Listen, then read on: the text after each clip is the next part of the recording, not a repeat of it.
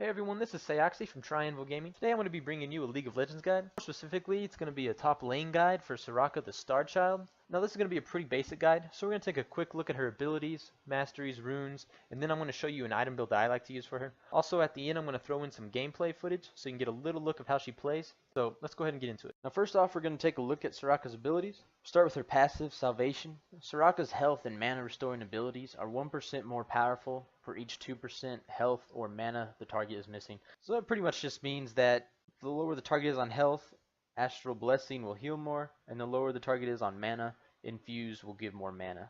Then we have her Q ability, Star Call. A shower of stars falls from the sky, striking all nearby enemies for magic damage and reducing their magic resist for a short duration. If Star Call hits an enemy champion, cooldown on Astral Blessing is reduced. Now this ability is pretty fun. It only has a 2.5 second cooldown, so you can almost spam it.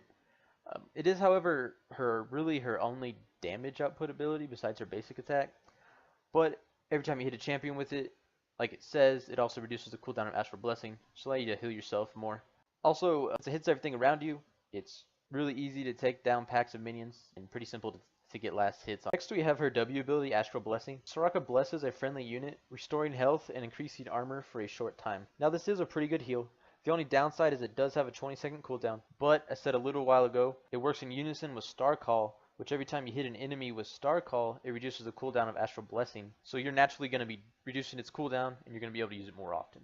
And then we have Soraka's E ability, Infuse. Restores mana to an ally, or deals damage to an enemy and silences them for a short duration. Now you're not going to be able to use the restore mana portion of this ability until later on, maybe in team fights.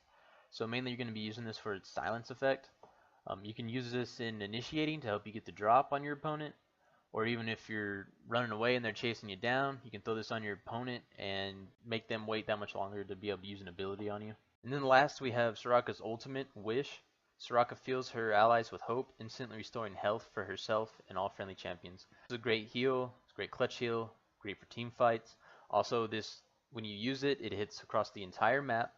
So if you realize your middle lane's getting ganked or even your bottom lane's in trouble, you can use this and it will give them a good heal. Hopefully be able to turn the fight or at least get out of danger. And then for your max order, you're going to go ahead and max out Star Call first, because really it's your only real damage output ability, so you kind of have to. Then you're going to max out Astral Blessing and then Infuse.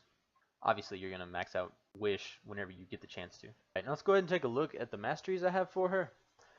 If anyone's watched the support guide I've done on Soraka, you'll notice that this is fairly similar. I just take the points out of resistance and evasive and put them into perseverance and second wind. But let's go ahead and go over them anyways. I have 21 points in defense and 9 points in offense.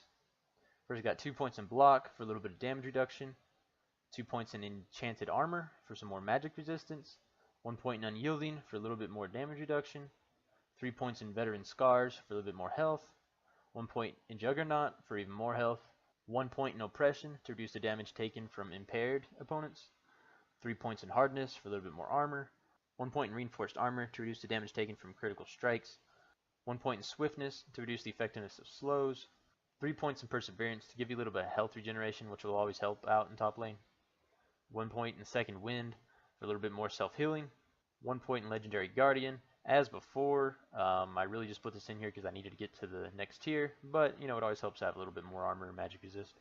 And then 1 point in Tenacious to reduce the duration of crowd control effects. And then I got 4 points in Sorcery for reduced cooldown reduction, 3 points in Mental Force for some ability power, 1 point in Exposed Weakness, a little bit more damage, not a whole lot, but everything counts I guess. And then 1 point in Arcane Mastery for a little bit more ability power. Alright, so let's go ahead and take a look at the rune setup I have for Soraka. For Quintessences, I got plus 4.95 ability power.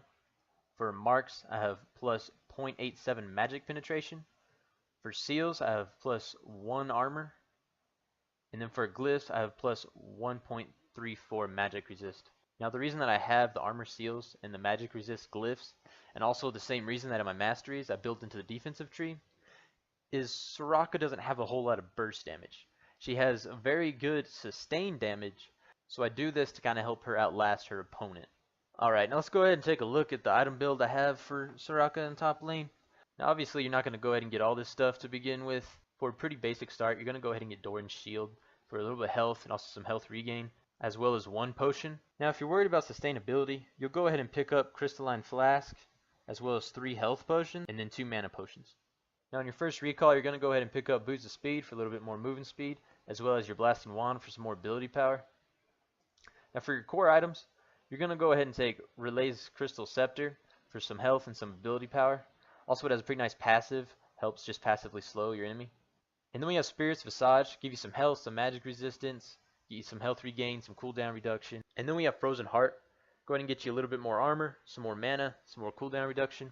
Also, the aura makes all enemies around you reduce their attack speed. Then we have Abyssal Scepter, get you a good chunk of ability power along with some magic resist. Its aura also reduces the magic resist of nearby enemies. And then we have Ninja Boots, get you some armor as well as its passive, which blocks 10% of the damage from basic attacks. And then last we have Warmog's Armor. Now as said before, when I talk about just needing to outlast your enemy, well here's a huge chunk of health to help you do that a little bit better. And then for your situational items, go ahead and got Rod of Ages if you want a little bit of health, but also a good chunk of ability power. It also has a very nice passive, which further increases your health, mana, and ability power. And then if you really just need a lot more armor, go ahead and get Tornmail for a decent chunk of armor. And then it has a pretty decent passive, also returns 30% of all damage done to you. Then if you need more magic resist, you got Banshee's Veil, get you some more health, some more magic resist. And then it has some pretty nice passives, get you a little shield every once in a while, along with some health regain from time to time. Then we have Archangel's Staff. If you need a little bit more mana regain along with ability power, also get you some nice mana.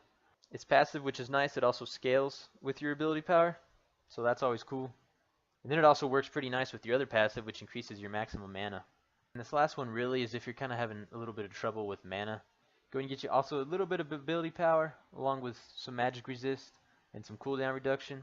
And then his main passive you're worried about, Mana Front, get you even more mana regain. Alright guys, so now I got some gameplay footage laid out for y'all to watch. Hope you enjoy.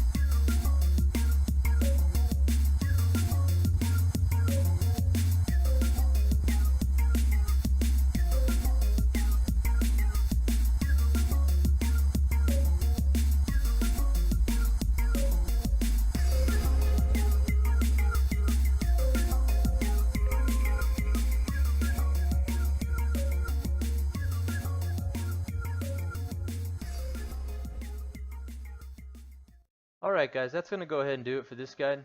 If you enjoyed it, go ahead, like, subscribe, and stay tuned to the channel for more League of Legends guides. If not, thanks for watching, and have a good one.